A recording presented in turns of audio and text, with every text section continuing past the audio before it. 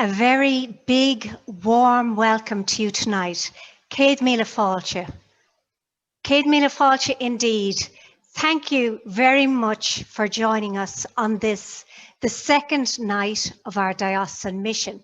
And we just had that little reflective piece running there for you to help people as they're logging on and joining us tonight. So just giving you a chance to settle in. As you know, at this stage, we're working under the banner of Be Christ's Joy, a fine challenge for all of us, but a lovely challenge. Last night, at this exact time, I began to encourage people to get all warm and comfortable and settle down for the next 35 or 40 minutes and to spend that time with us. And I was talking to somebody on the phone today and they said, as soon as I said, snuggle down and relax, they closed their eyes and they fell asleep for the whole thing. That wasn't the response I was expecting. But luckily, this is part of the larger diocesan mission schedule. And he and others like him have the opportunity tomorrow to watch this again, or to listen to it, to watch it on dioceseofkerry.ie, our website, or to watch it on Facebook. And the other thing I meant to mention last night, but I'm mentioning it now, welcome all of you that are on Facebook Live watching us. This whole journey through technology during COVID, it's a learning curve and we're getting used to it bit by bit. So we're absolutely delighted to have so many of you watching us on your screens, and some of you watching us on your phone on Facebook Live. You're very welcome. And I have to say, for some of you who may be on Zoom for your first time ever, well done, you're here. And for all of us, it's been a challenge, so hurrah for ye. So now you're here, thank you very much for spending this time. I'll just tell you the format of the night. Each of our nights, and we have 5 more nights, we have a wonderful guest speaker and they come on and they talk to us, with us for about 15 minutes. They give their input. And then we have a transition piece of music. And then we have questions for our guest speaker. So from this point forward, when the guest speaker is talking, you have an opportunity to go to the bottom of your screen there, just look down, and there's a Q&A little message button. And if you've got a question, click on that, write your question and submit it. And Frances Rowland is working in the background to gather your questions, and she'll join us later on after the piece of music, and she'll try and group some of your questions together and present them to our guest speaker. So again, 1,000 welcomes. We're delighted that you're here tonight. On to our special guest. Most of you will have looked up the website and you all registered and you got your invitation, and people are still welcome to register. Our special guest tonight is Martina Lehane Sheehan. Martina is no stranger to the diocese. She's facilitated many nights face-to-face here in the diocese for pastoral ministry courses. She's given Lenten talks and other talks on spirituality, a variety of things. And she's joined me on Horizons on Sunday mornings at 9 o'clock on Radio Kerry several times. Sorry there for a minute, I just jumped into my advertising mode. Horizons will be here for you even after this wonderful mission. Back to Martina. She's wonderful. She was a director of retreats and programs at Ennismore Retreat Centre in Cork for many years. And then recently, Martina and her husband, Pat, they reviewed their lives, and that included their work practices, and they both made radical changes. So that brings me on to her books, and I always loved the books part. Now, Martina has written loads of books, and I had a look around the house tonight to see what I had, and I've checked in with loads of them, and I just had this at hand, so I'll pull that out and say she's written 4, 5, 6 books, several books, easy reads, Very nice, very pleasantly written, full lovely stories and challenging pieces. And at the moment, I'm on her latest book, Trellis for the Soul. And I'm reading a chapter a night.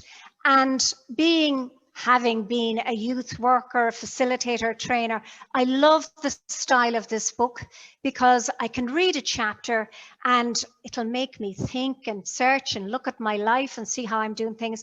And at the end, there are suggestions like write down what came into your head when you were reading this, and other challenging things that are presented to me, which are great for learning, a great learning tool. So this book, and I've talked to Martina about it on Horizons, even the name of it goes down well with people, and they all begin to think, especially at the moment during COVID, what is the trellis that I hang my life on at the moment? What's my life at the moment when so much has been removed from it?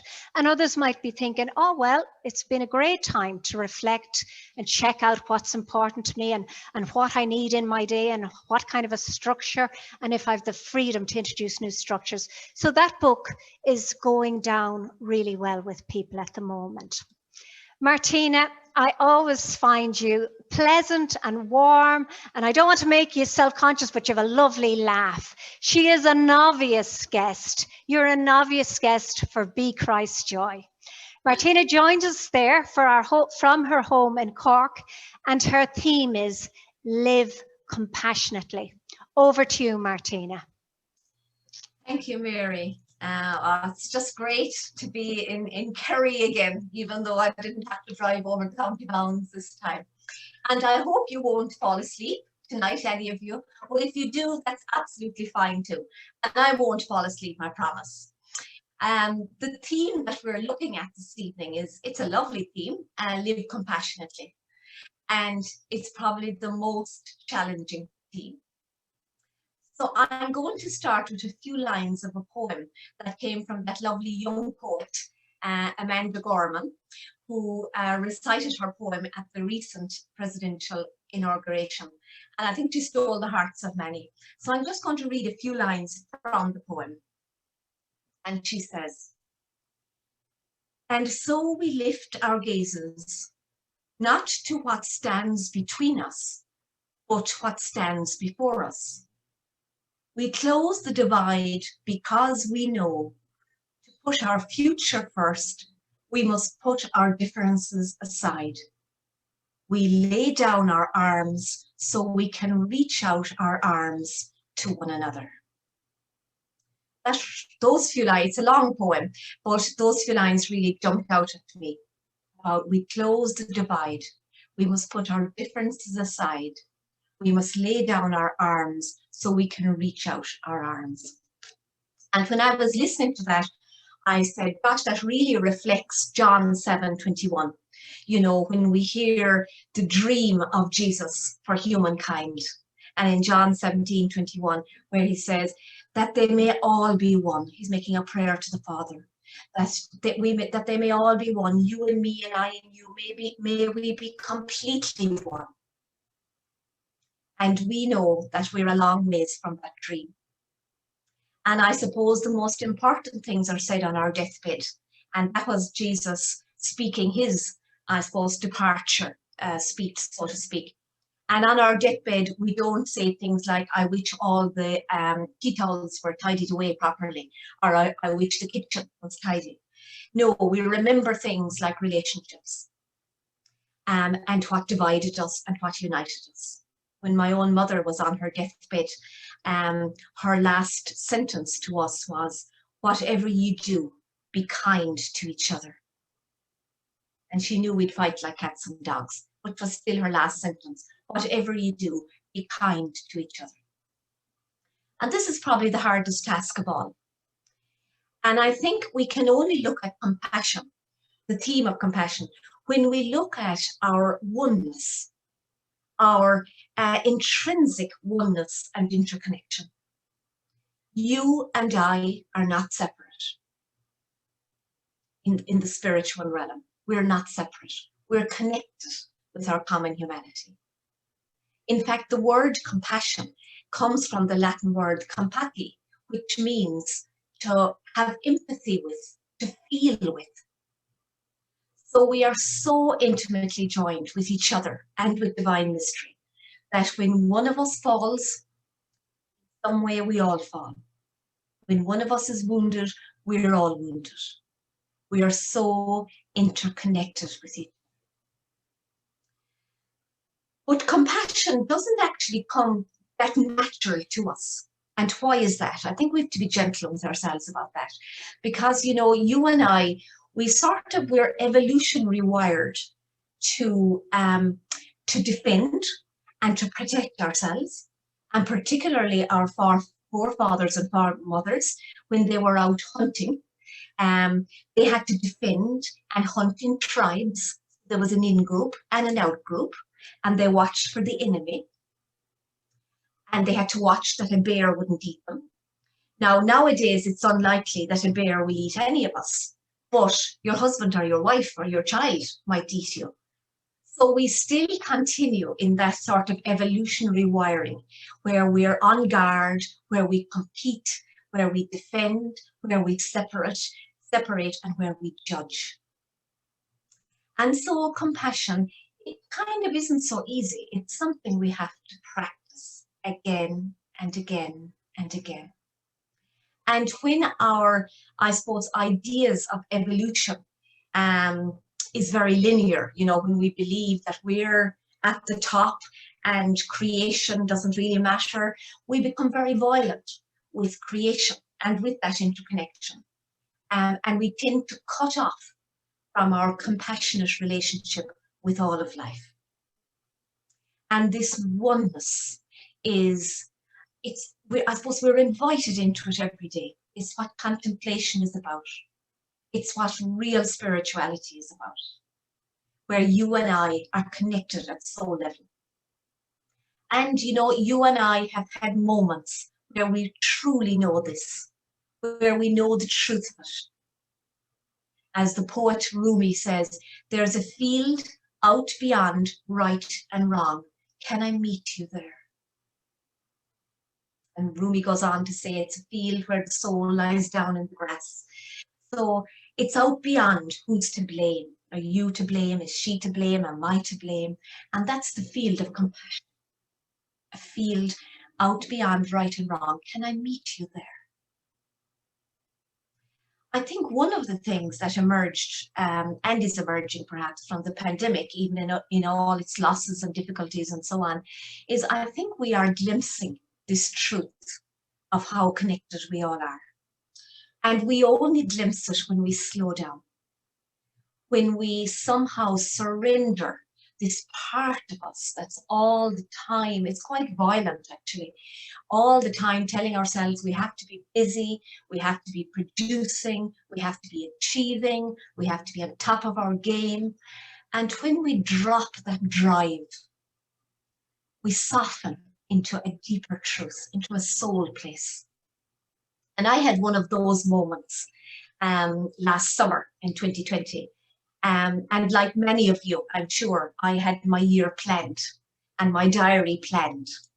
And you know, I didn't realize how much I was measuring my own worth by my productivity, by how much I got done in the day, by how many people I helped in the day. And then it was all taken, as it was for all of us, and the diary was empty. And in a moment here, you're going to just watch a little film with a poem that I wrote. And it's called My 2020 Diary. And it's just a light-hearted poem, but it shows how when I stopped, when I took a breath, all of creation began to compassionately come alive for me, even the wildflowers. And they were teaching me something about this letting go, about landing into a softer hammock, where in that hammock, we're already loved by God. We're already enough. And we need to drop the fierce expectation and the lack of compassion we have for ourselves. So I'm going to share this little poem. It's going to come up there on the slide, and it's just called My 2020 Diary.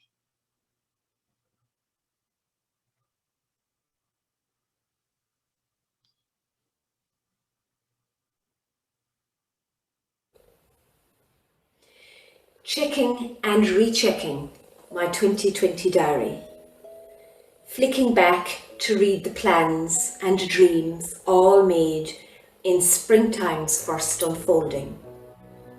To-do lists hammered onto every pristine page, each day beaten into servitude to stock my barns till harvest time.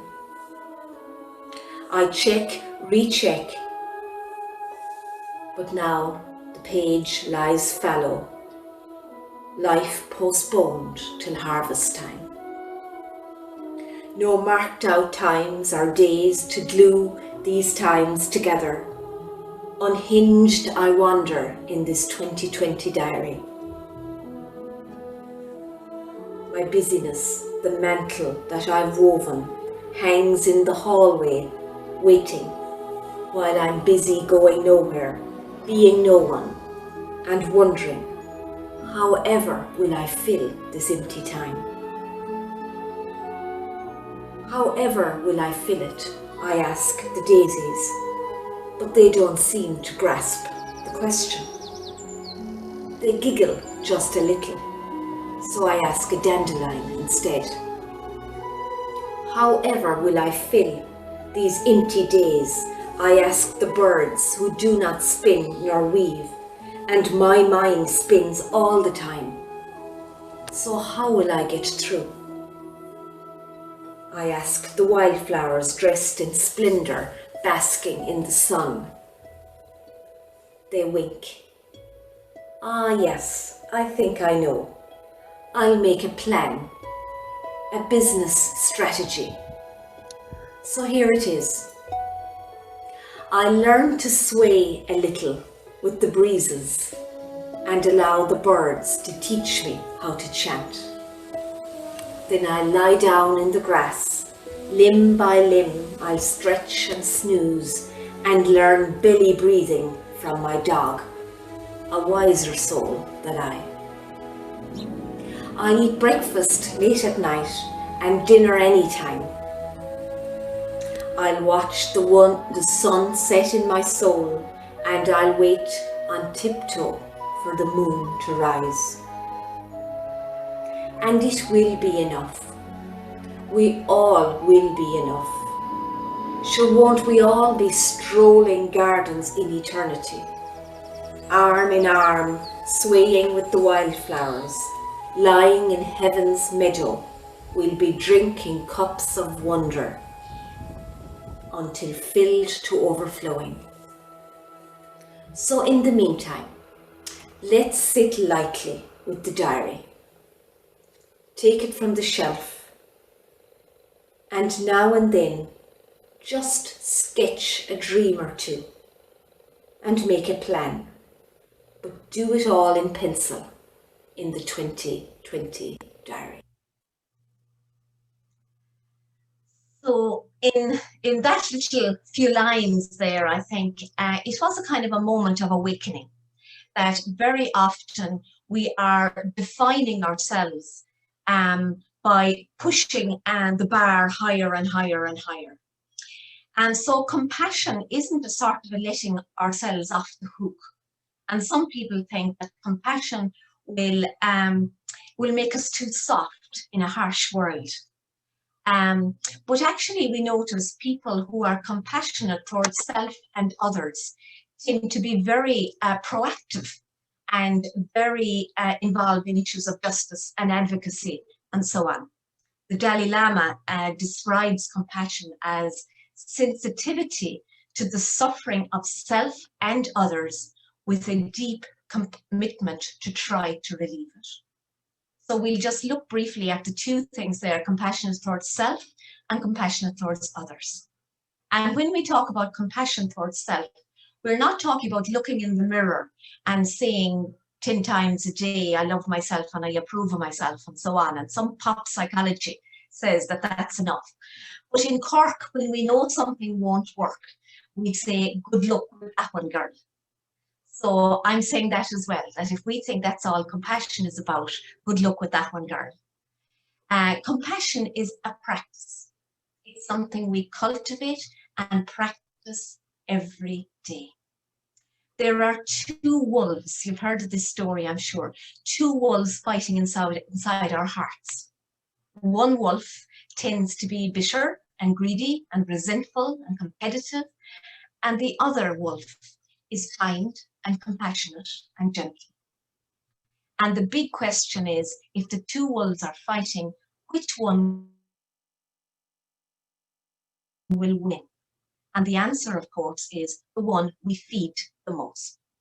So on any given day, if I feed the wolf of anger and resentment, that's the one that will win. But if I feed the habit of compassion towards self and others, that's the one that will be predominant in my life.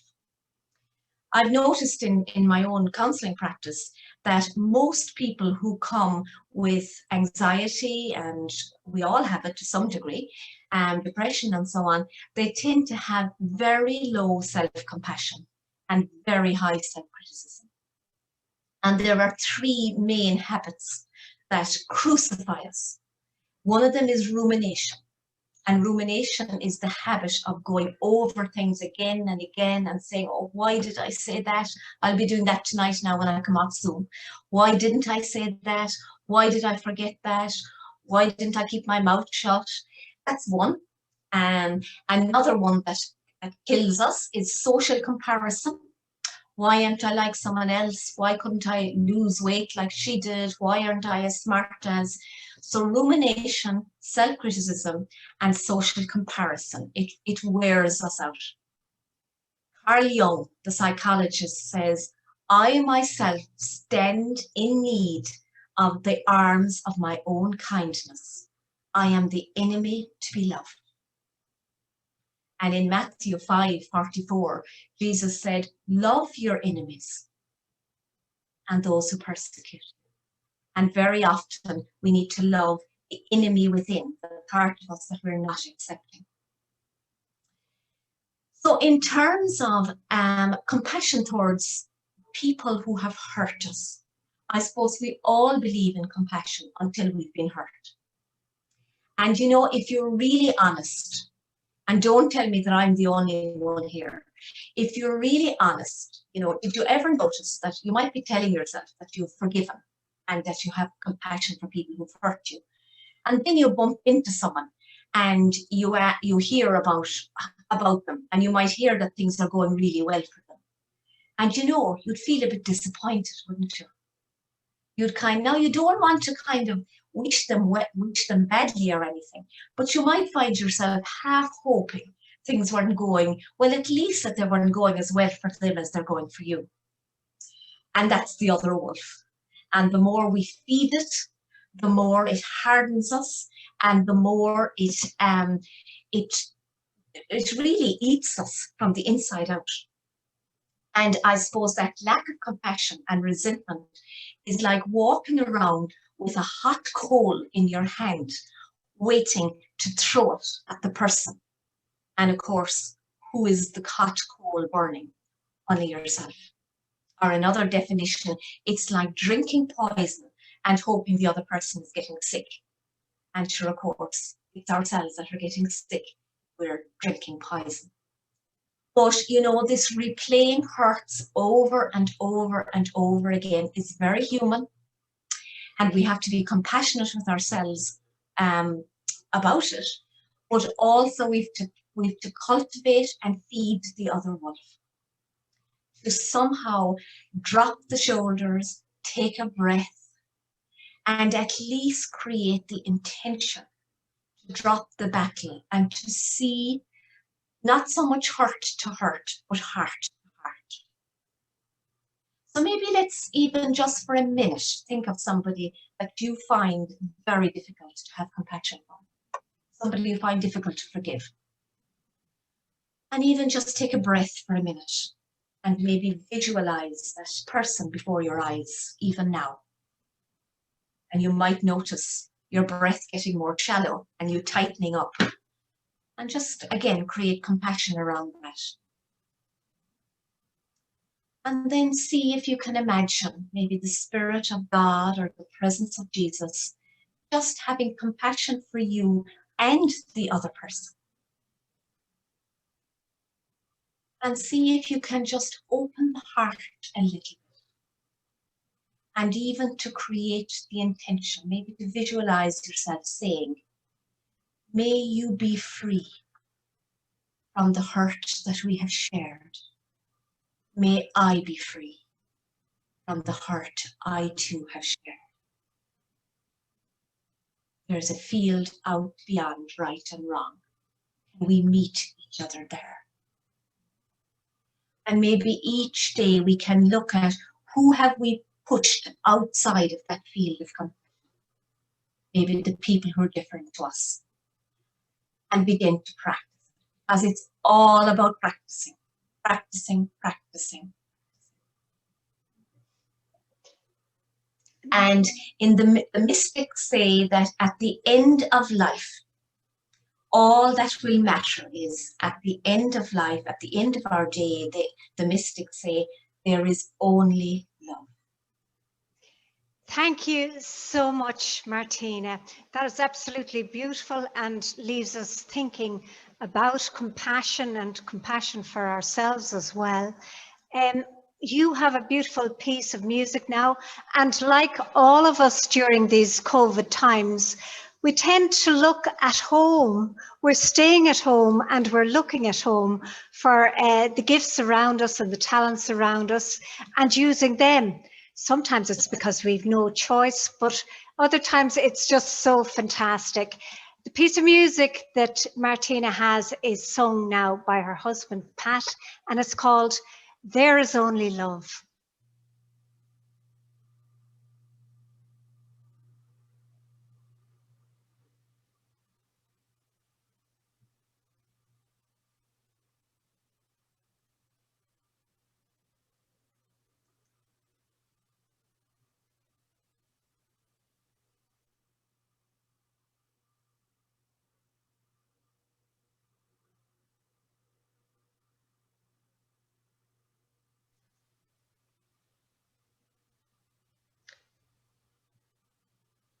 We're having a little problem with the sound there. Ger Godley is working valiantly in the background, so he's trying to bring us a bit of sound. Just bear with us.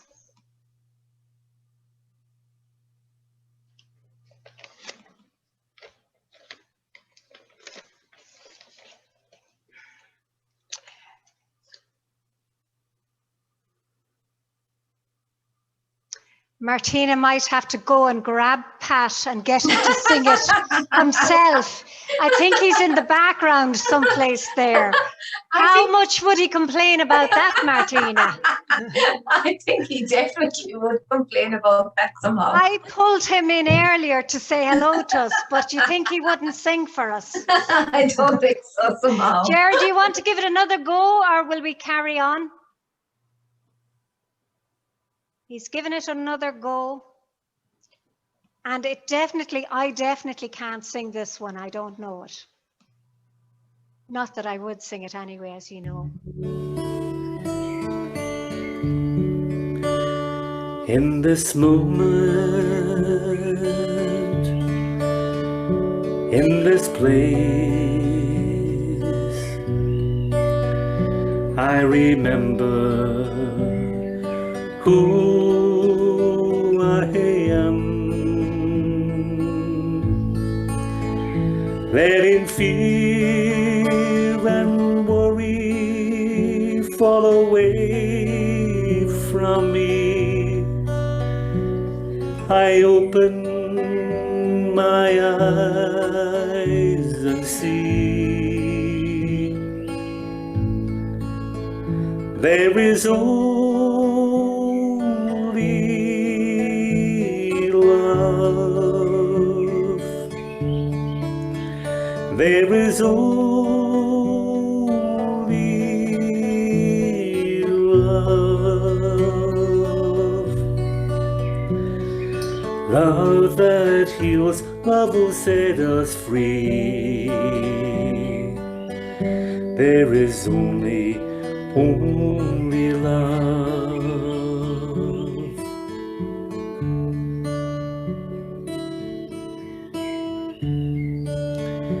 When we lose lose ourselves, when it seems we've lost our way,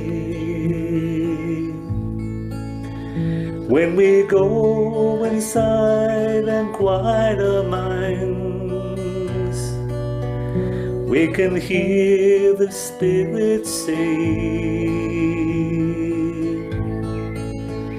there is only love. There is only love.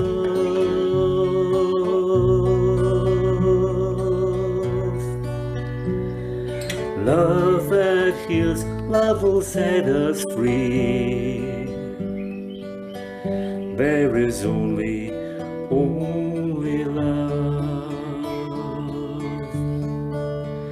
There is only love. There is only love. Love that heals, love will set us free. There is only love.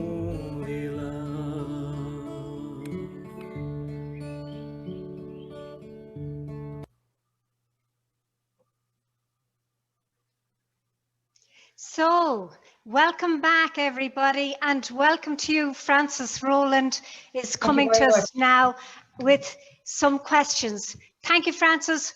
Have you questions for Martina? I have indeed. Well, actually, I have questions that have been brought to the table by the group who are listening to you, Martina. So lots of thanks, firstly. And I suppose two things have come up strongly. One is, how do you reconcile, and you've spoken a little bit about this, with someone where you feel perhaps they were more the one who did the wronging than you? Mm-hmm. And I suppose alongside that, the question of, you know, how do we allow the block of pain and hurt? How do we move that from showing compassion? You know, how do we get beyond that to show compassion? Mm-hmm. Mm-hmm. So I guess the two questions are interlinked in a way, aren't they? You know, yeah. and I guess we kind of have to start with, you know, if someone has hurt us, and every relationship can be restored. You know, sometimes we have to release a relationship because it has hurt us, and we're not meant to be hurting ourselves by trying to force relationships, you know. So sometimes we have to release rather than restore a relationship, you know, sometimes.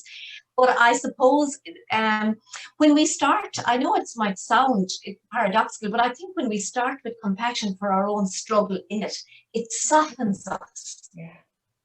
And it's actually from that soft place we begin to see the struggle in the other, you know.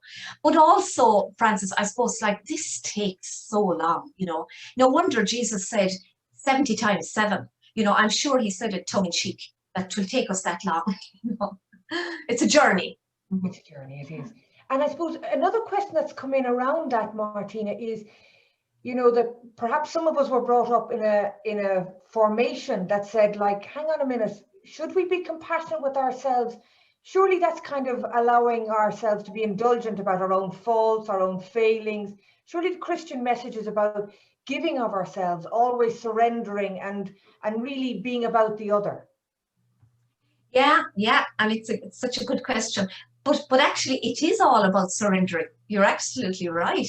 And so the message of the gospel is, you know, like the grain of wheat, unless the grain of wheat dies and falls to the ground. And it talks about, you know, lay down the self. And it's absolutely yes. But which self? You know, because we all have a bit of an old ego and a bit of an old false self. And it isn't the best of who we are. And that's the part that's full of angst and full of resentment at times, I suppose. And that's what we're asked to surrender, you know, to lay that down so that we can be with this true, authentic self that we're meant to be, you know, that we're meant to be, and to have compassion for the falling and rising of that self. Because, you know, I absolutely believe that when we have compassion for self and others, we meet the wounded Christ in the wounds in ourselves and the wounds in others, you know. So kind of a false martyrdom of that I must forget myself And you know, that's not the real gospel message. I don't believe it is. I believe, yes, we must lay down the false self, which is quite different. It'll take another night to I work was through just all going to say, that. I think we're going to have to be back to explore that. Maybe just one other question that is coming through also is, I suppose this pandemic is going on a long while. Do you feel that it's been sent to us to teach us something? Is a question that's come up a few times here. I don't know how to answer that, actually. I mean, some people say that. I don't know that, but I think every crisis has an invitation in it. I don't think it's been sent. I really don't. That just doesn't feel authentic somehow. But I do think every invitation, every crisis has an invitation in it. And when things fall apart, and to a degree they have, we have to dig in deep, I think, and find the seeds of hope. And I suppose that when I was writing Trellis with the Soul, I think that's what I was doing. I was asking people during the pandemic, like, what sustains you when everything falls apart? You know, and that's very much about our interconnection. And the things that don't matter, we see them more clearly in a crisis, and the things that are not essential, you know. And I suppose I don't believe it was sent, but I know for myself, it took me deeper into practicing what really matters again. And, you know, still do, and I think others are doing it as well. But I think we need community. We have to do it together. None of us can do this alone, you know. That's why, I mean, after tonight, and you've kindly agreed, Frances, to send out an email, I've put a little reflection on the talk tonight so that you can just read it again and stay with the pieces that fit for you and let the rest go. And there's also a free, I'm not doing it actually, it's a retreat centre, Margaret Aylward Centre, running it's a bit short notice now, but it's 6 nights. And a lot of it is about cultivating practices of compassion, and it's free of charge. I'm facilitating it. And just the details are on the website, that as well. But, you know, we have to do this together. We have to do it together. Yeah. Martina and Frances. Frances Rowland, thank you very much for bringing us the questions that people submitted and for trying to pull them together in such a short period of time. Just to go back to you before I wrap things up, Martina, would you have a sentence or two just to your final thoughts before you sign off on us tonight? I suppose, gosh, I haven't thought about that now, but I think it's something about being compassionate with our own contradictions. There are some days I will want to save the rainforests and save the world, and other days I'd kill you because you took the spoon out of the sugar bowl. And so I think it's to have compassion for our contradictions. Thank you so much, Martina, Lehane, Sheehan. Thank you for joining us tonight on this special night. We're delighted. This is all part of the daily mission schedule, which, as you know at this stage, includes reflections, includes morning reflections, evening reflections, and the evening reflection tonight, you can go back and have a look at it later if you like. We saw some of the imagery from it earlier, just before we went into tonight's talk. There's play and pray and a whole selection of beautiful things that we invite you to take part in. And so many people did and gave great feedback on it all day. Mass tomorrow is from my own parish, Listowel Parish. So I hope you'll join Father Declan there. And hello to Father Declan, who's wonderful, doing so much by himself, like so many priests all over the diocese, working away and trying to do what they can under these stressful times. So that's the Mass tomorrow. Good night from me, Mary Fagan. Thank you very much to Father Ger Godley, who's working diligently behind the scenes, trying to bring us sound and everything else. Thanks to Frances, who brought us the questions. There's a whole team of people involved in working on all aspects of this mission. Thanks to all of them. And really, you are showing your thanks by reading the stuff, by connecting with it, and by joining us daily on it. So a very special thanks to you, wherever you are tonight. And I hope you're someplace lovely, comfortable and warm, because you can fall asleep shortly after this. Join us on Mission tomorrow, and come back to us tomorrow night again at 8 o'clock, when our special guest tomorrow night is Father Peter McVerry, and he's looking at no other theme except Act Justly. Till then, Fonnaghy Sloan.